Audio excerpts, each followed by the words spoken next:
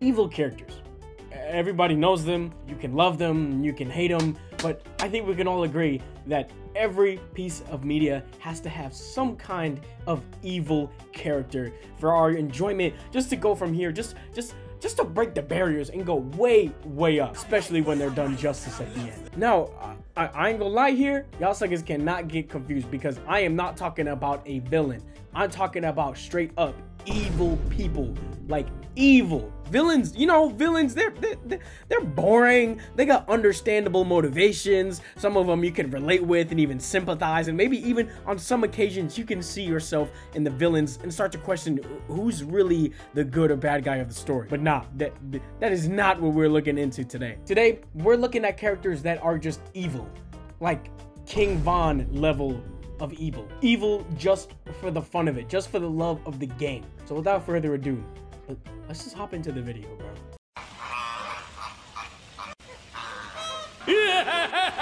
Despite having a name that sounds like pure bliss and happiness and a design that looks like he would be a character in a Daniel the Tiger episode, Doflamingo has to be one of the most evil and vile characters I have seen in any form of media. Now, Doflamingo was raised in a great family. You know, he became a bad person raised by good people. We've seen this before. Doflamingo had a loving younger brother and 2 loving parents. He started off in a perfect life of luxury. He was a celestial dragon, which meant he was like the cream of the crop, you know? The Sucker's family had slaves, they had to answer to no one. They got infinite wishes, bro. Like, they could just turn Suckers inside out just for looking at them the wrong way. So, for some reason, Doflamingo's dad was like, yo, I don't want this life no more. So he got his family, he packed him up, they went to be normal people in society. And as if that wasn't like stupid enough, he decides to like introduce himself to like the entirety of the town. What? He's like, yo guys, Everyone, we used to be celestial dragons, but we're not anymore because we want to live with you guys. Really? Yeah, you know, Rob, I know I killed your toddler son because he was crying too loud while I was trying to get some sleep. Rebecca, you know, I'm sorry I shot your dog because it pooped in my lawn, you know. Now, after witnessing this, I kind of understood why Doflamingo decided to just blow his dad's scalp like smooth off. Like, I genuinely don't know what he was thinking when he was doing this. So anyways, after this happens, the townspeople, they don't take this lightly. They blindfold all of them and like pin them to this building, and they set it on fire, and they just start throwing stuff at them. They got the pitchforks, like it's the whole ordeal going down, which Doflamingo responds by just like freaking killing them all with his hockey. Fast forward a little bit after this, Duffy blows his pop's brains out because he ruined his life. Doflamingo ends up meeting Treble and the rest of his gang, and like the evil antics, they just worsen from this point. Duffy, just like any other kid, one day decides to go on a nice little stroll where he trips on a crack in the road and cuts his knee. Diamante comes up to him and he's like, yo, bro, Tato Chip, what happened to you, bro? Who did this to you? And Duffy's like, nah, gang, it was nobody. Don't worry about it. To which the whole pirate group just calmly replies by painting the entire town red. Now, if you couldn't tell by now, these suckers would do anything for Doflamingo. Anything he asked, they would have done it. They was glazing him like crazy. Just like some of these Trump supporters when Trump passes the I'm gonna kill you bill. They were going crazy for him. If Doflamingo wanted you dead, he wouldn't even do it himself, bro.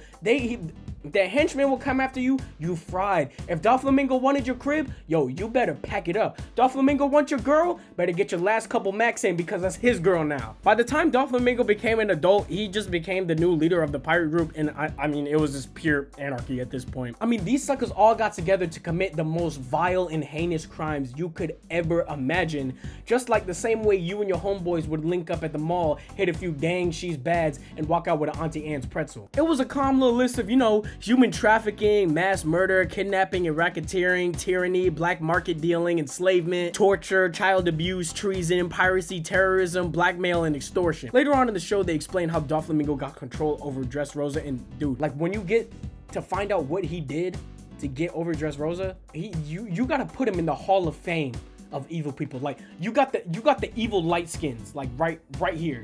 And Doflamingo's gotta be like right here, bro. Like That's how close he is to like the most vile creature ever. Doflamingo pulls up to this beautiful country of Dressrosa, and it's just a country of beauty and bliss. Like, bro, this country is like the Cupertino of One Piece. Anyways, this sucker pulls up in the king's bedroom, and he's like, yo, you got one warning for me. I'm gonna come here and kill all y'all suckers and take over this place because it's rightfully my country. He told this dude, yo, either you give me 10 billion berries and I'll leave tomorrow, or your whole city getting slaughtered. Long story short, Riku basically robs everyone in the country of all their money, and then Doflamingo uses his string fruit to use Riku as a puppet, and he makes him kill like 80% of Dressrosa. What? And mind you, this dude was cooperating, no questions asked, getting the money and everything, and Doflamingo just slaughtered everybody, bro. And there's a whole other plethora of things that this man has done, but Doffy's already eaten up a lot of the runtime, so we got a few other evil people to go over. But you know, we can't talk about evil without bringing up the Korean businessman in Train to Busan. Now, Young-suk has to be, I don't know if I said that right. If I'm wrong, I'm sorry. Young-suk has to be the most miserable and pathetic evil man I have ever seen in a movie. I know some of you guys want to be like, yo, this guy's just a normal guy who is fearing for his life, bro. Like, what he did, we would have all done in his situation. And I'm like, dude, are we speaking French? This sucker caught over 10 bodies on this train. Like, we are not doing that. I knew something was up when this guy was being all snippy in the beginning of the movie, but what really sold me was when they arrived in Daejeon Station. There were like at least 10 billion zombies up in that joint, bro. And everybody was trying to run back to the train, and this dude, along with like 10 other people, got on the train, and this sucker wanted to start yelling at the conductor to start the train to leave. And dude, I don't know what was going on, like if these two had like some secret relationship or something, but this conductor was glazing the mess out of Young-suk. Like he was such a good boy for him, and he started the train and they left. They start the train, and by the grace of God, our ghosts were able to get back on the train, but everybody was all separated and everything. So Young-suk and the goody goods, they were all up in the front of the train while our goats were in the very back of the train. In the between were just like a whole bunch of zombies. So dude, these goats in the back, they were like, yo, I gotta get my girl back. I gotta get my daughter back. I gotta get my wife back. These suckers straight up, they didn't waste a second. They started wrapping up their hands. They kicked open that door to the train, and they started throwing straight hands with the zombies, bro. Like, genuinely, this is unlike any zombie movie I've ever seen. They finally get reunited, and the little jit calls up his girlfriend and tells her, like, yo, we on the way over there. We fighting these zombies. Like, yo, you better get that door open for me. Like, you hear me? That door better be open. And Young-suk hears that phone call. He's like, yeah, that ain't gonna happen. And him and the conductor rip the phone out of her hand like that one Squid Game scene. They get to locking up the door with a bunch of like clothes and stuff. They get that the rest of them are infected. I mean, even though it's pretty common knowledge at this point that the infection does not work that way at all. Anyways, they finally break through the door and get in there, but not without the best character in the whole movie sacrificing himself to save his wife and everyone else. Let's just give a salute and a moment of silence to our goat. They get in the car with them, and this Pops just slaps the brakes off of this jit. Everyone else in the train yells at them to get out the car, even though they're genuinely, obviously not infected. Then this old lady sees her sister infected on the other side, and homegirl decided to pull a Russell from Independence Day, letting all the zombies in that sucker. At this point in the movie, I was like genuinely jumping for joy because I was like, finally, this dude is dead. Just for them to show that him and his boyfriend conductor was hiding in the bathroom the whole time. Really? I was so angry, but then I started to think, okay, maybe they're just like dragging this out so they can give him like a brutal, satisfying death, you know? Like they want to give us all these scenes of him doing crazy things, and then they gotta kill him in like the most satisfying way. So I calmed myself down and I sat back in my seat. Him and the conductor were like, yo, we gotta get out of here. Like, we gotta go now. So Young-suk was like, all right, bro, we gonna go on 3, okay? There's no zombies there. You go first. And Young-suk just pushes him right in front of a zombie, and he gets eaten.